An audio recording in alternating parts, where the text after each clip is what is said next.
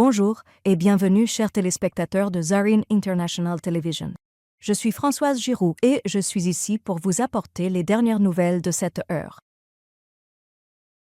Kaboul, la capitale de l'Afghanistan, est au bord d'une crise inimaginable, une crise qui pourrait annoncer un avenir sombre pour des millions de personnes.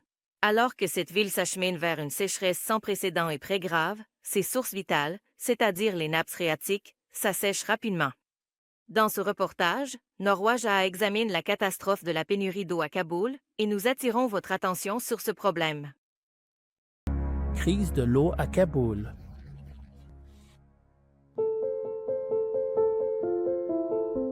Dans un monde qui se rapproche de plus en plus de la terreur à chaque instant, Kaboul, la capitale de l'Afghanistan, est sur le point d'atteindre une situation inimaginable. Il se pourrait que cette ville devienne la première ville dite moderne au monde à être complètement à sec. Ce n'est pas une histoire de science-fiction, ni un film apocalyptique. C'est la réalité de notre Kaboul qui est en train de se produire en ce moment même. Pendant que les nappes phréatiques s'assèchent et que les puits se transforment en poussière. À Kaboul, les enfants se réveillent non pas pour rêver à leur avenir, mais pour aller chercher des barils d'eau. La question est, le câble va-t-il sécher ou non? La vraie question, c'est qu'est-ce qui va se passer quand 7 millions de personnes n'auront plus rien d'autre que la soif et le silence?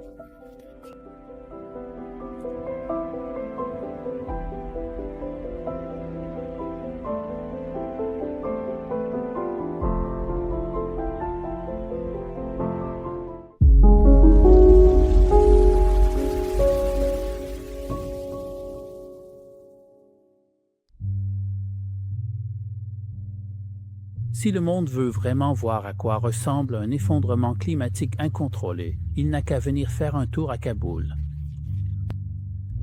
Kaboul, autrefois célèbre pour ses marchés animés et son air de montagne, est aujourd'hui en train de devenir un cimetière de puits asséchés et d'espoirs disparus. Et il se pourrait bien qu'elle devienne bientôt la première ville moderne à entrer dans l'histoire pour avoir complètement manqué d'eau. Au cours de la dernière décennie, la veine vitale de la ville, c'est-à-dire ses eaux souterraines, a chuté de 30 mètres, principalement à cause de l'expansion urbaine effrénée d'un côté et de la gestion climatique chaotique avec des dizaines de gouvernements brisés et impuissants de l'autre. Plus de 45% des puits sont déjà asséchés et ce chiffre augmente rapidement.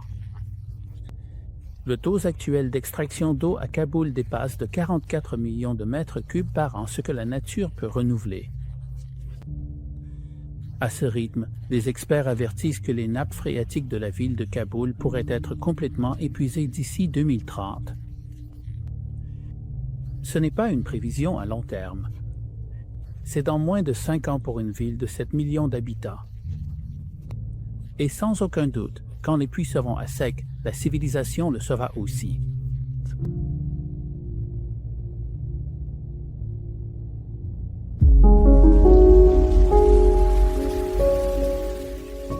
La lutte quotidienne pour nous.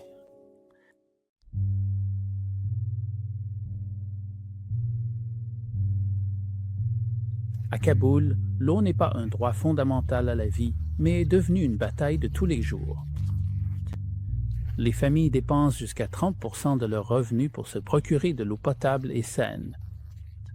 Et compte tenu de la situation du pays, certains sont maintenant forcés de choisir entre boire et manger.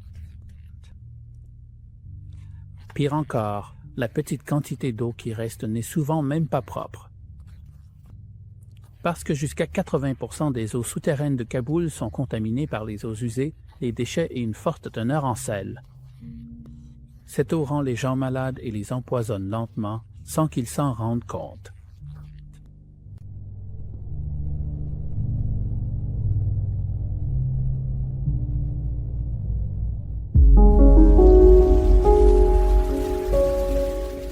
Profiter de la crise.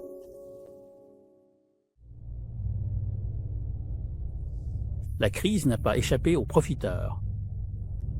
Des compagnies privées creusent maintenant des puits illégaux et revendent l'eau à des prix exorbitants, arnaquant ainsi la population. Remplir un réservoir d'eau, qui coûtait près de 8 $, est maintenant rendu à presque 15 $ et ce prix continue de grimper parce que le désespoir fait toujours marcher le marché.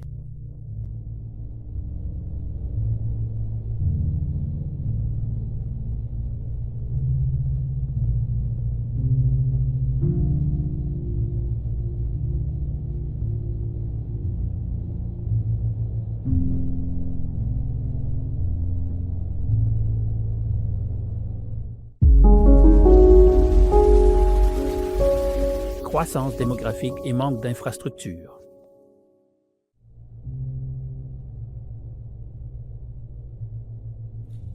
La population de Kaboul a été multipliée par 7 depuis 2001. Entre-temps, les années de dépendance du pays à l'aide internationale d'une part, les sanctions internationales et la suspension de l'aide au développement après le retour au pouvoir des talibans d'autre part. De l'autre côté, tout cela a multiplié les défis de la vie en Afghanistan. En 2025, l'ONU a demandé 264 millions de dollars à la communauté internationale pour fournir de l'eau potable et financer ses projets humanitaires. Pendant ce temps, des milliards de dollars d'aide internationale sont restés bloqués depuis l'arrivée au pouvoir des talibans à cause des décrets misogynes du chef de ce groupe.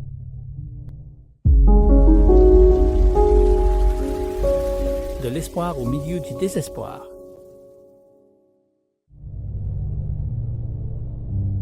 Mais il y a encore de l'espoir. Un projet sportif de 170 millions de dollars a été proposé pour amener l'eau de la rivière Panjshir jusqu'à Kaboul. Cependant, ce grand projet en est encore seulement à l'étape de conception et les talibans s'en servent pour leur propagande. En réalité, pas une seule brique n'a encore été posée pour ce projet. Selon les experts, l'avenir et la survie de 7 millions de personnes dépendent de ce projet. Kaboul est en train de s'effondrer, mais ce projet crucial est toujours enlisé dans de longues discussions et des problèmes financiers. Même les habitants de Kaboul, qui vivent sous le régime strict de Mullah Hibatullah, n'espèrent plus recevoir d'aide. Ils ne font que prier et payer pour avoir de l'eau.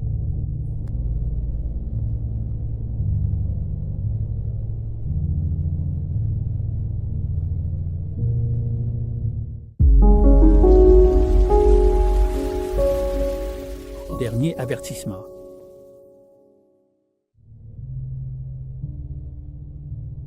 La vérité est terrifiante. Si on laisse Kaboul devenir une ville sans eau, sans aucun doute, ce ne sera pas la dernière ville. Ce n'est que le début, et avec l'aggravation de la crise environnementale, la prochaine ville pourrait ne pas être très loin des maisons de Mullah Hibatullah et des autres dirigeants talibans. Nouveau djihad. Télévision mondiale Zarin. Bye.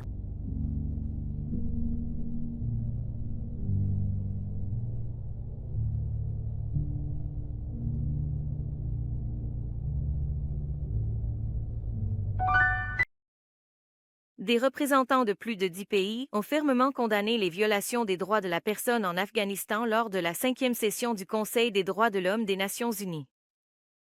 Lors de cette session, Richard Bennett, le rapporteur spécial du Conseil, a présenté un rapport sur l'état de l'accès à la justice et la protection des femmes et des filles afghanes.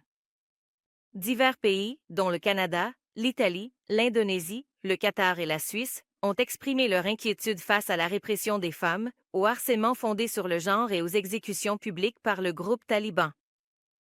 Ces pays ont demandé que les talibans soient tenus responsables et se sont engagés à coopérer dans le domaine de l'éducation et de la scolarisation des femmes afghanes. Selon le rapport de Bennett, le système judiciaire du groupe taliban a permis la répression des femmes et a éliminé leur accès à la justice. Nada al-Nashif, la haute commissaire adjointe aux droits de la personne des Nations unies, a averti lors de la 5e session du Conseil des droits de l'homme que les formes les plus extrêmes de discrimination fondée sur le genre sont en train de s'institutionnaliser en Afghanistan. Elle a exprimé son inquiétude face au fait que les femmes ont été généralement exclues de la vie sociale et privées de leurs droits fondamentaux, comme l'éducation, le travail et les services de santé.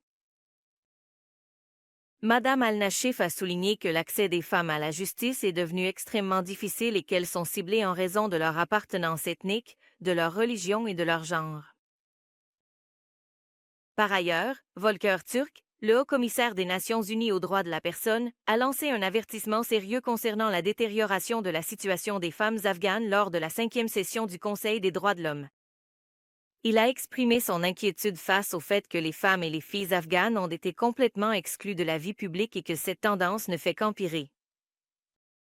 Türk, exprimant ses regrets, a souligné que les budgets de soutien de plusieurs pays pour les femmes afghanes ont été réduits, alors que le besoin de ce soutien se fait sentir plus que jamais.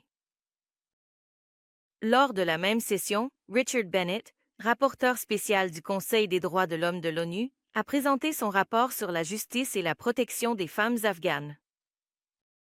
En faisant référence à la détérioration de la situation des femmes sous le régime taliban, il a appelé à la mise en place d'un nouveau mécanisme indépendant de reddition de comptes à cet égard. Le ministère des Mines et du Pétrole des talibans a annoncé avoir résilié le contrat d'extraction de pétrole d'Amu Darya avec la compagnie chinoise CPIC en raison de violations répétées de la part de l'entreprise.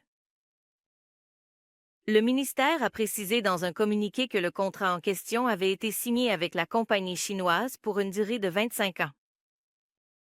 Selon le communiqué, des comités conjoints ont été mis en place pour enquêter sur les manquements au contrat et, à la suite de leurs enquêtes, il a été déterminé que CPIC avait enfreint à plusieurs reprises les termes du contrat et n'avait pas respecté ses obligations.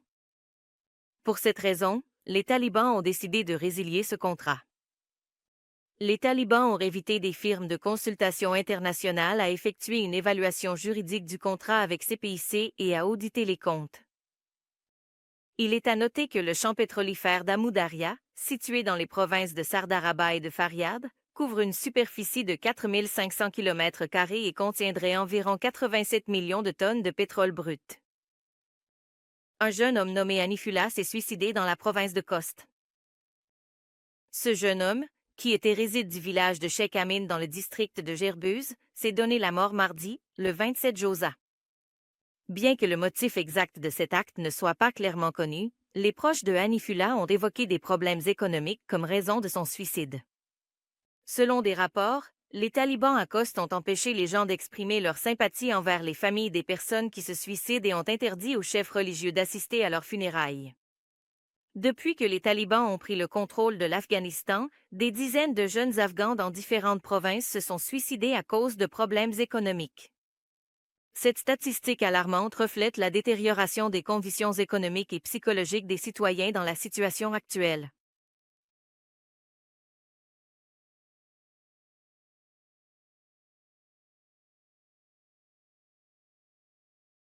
Merci, chers téléspectateurs, pour votre soutien continu. Vous pouvez regarder Zarin TV sur Afghan Procast, GLWEs, l'application Zarin TV et nos plateformes de médias sociaux. Jusqu'à la prochaine fois, puissiez-vous être enveloppés dans la paix et la miséricorde du divin. Prenez soin de vous et que les bénédictions accompagnent toujours votre chemin.